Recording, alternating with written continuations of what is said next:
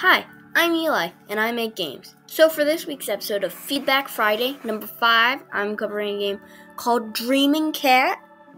This game was made for Ludum Dare, Ludum Dare, Ludum whatever, 47. That's one of them. I don't know which one they're at now because I've never participated in one. But yeah, we're going to get into this. A quick side note, next week there will be a video. I won't be in town, so I won't be able to post onto, for instance, Discord, because I put in a couple servers so people are aware. So if you're here now and you're hearing this, come back next week. I'll have something here. I just thought I'd say that because next week's probably won't get much views. I just know YouTube. But yeah, we're gonna get into this.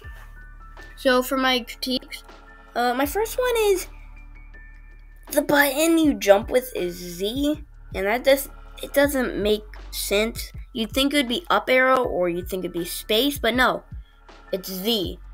And there's nothing in the game that says, yeah, use Z to jump. And it's not something you naturally think.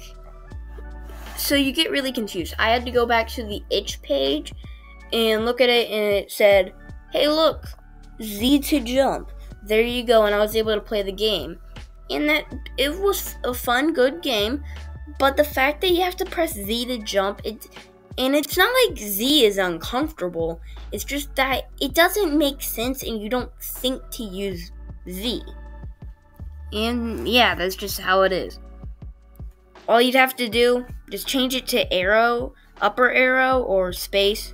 I suggest up arrow, so then the game is compatible with WASD. That's just my thoughts. Then my other critique is that the enemies, they didn't do much. They didn't have much oomph to them. Because what happens with the enemies is that you can jump on it and gain a bit more aerial height, or you can run into the side of it, it'll explode, and a little animation happens and you lose control for a bit. That's it. There's it feels like maybe all you'd have to do is make it so that maybe if you get hit on the side, they send you back a bit.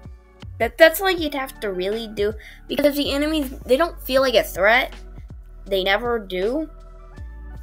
Compared to the spikes, which they feel like a threat because they're stopping your progress, but the little ghost guys, they're not really doing that. And that's all my critiques. That's literally it. And that just shows that this game, it's pretty solid and good. So if I've got that little critiques, yeah. So now, praises. The art, it looks really nice. I liked how the game looked. The cat animation looked really, it just looked fluid. It had nice shading to it, and most of the pixel art overall, it just looked nice, and I liked it. And then the controls, they felt really solid and rigid, and normally I'd complain about having rigid controls, but these felt like they're slightly floaty. Slightly. I put heavy emphasis on slightly. They felt rigid, but they felt not like you're moving a brick, but like you're moving a brick that wants to move.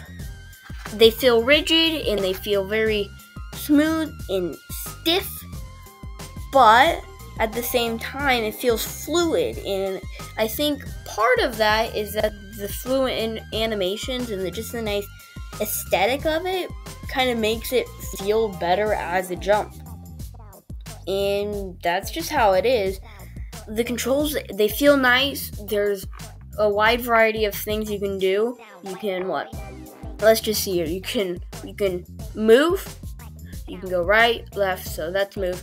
You can move, you can jump, you can double jump, and you can wall jump, and then I call this wall climbing. It's where you wall jump and then you go back to the wall. So it's effectively climbing in a really weird way. And yeah, the game, it was fun, it was nice, it was a solid, good game. The story looked like it was going places, and then it just kind of happened. but you got food at the end, so all's good and well. And yeah, that's this week's episode, Feedback Friday. Remember, next week there will be one. I'm probably just not going to put it anywhere. So, YouTube, give me a solid good old 5 views, but, And yeah, so, if you like, if you don't, and subscribe. Peace.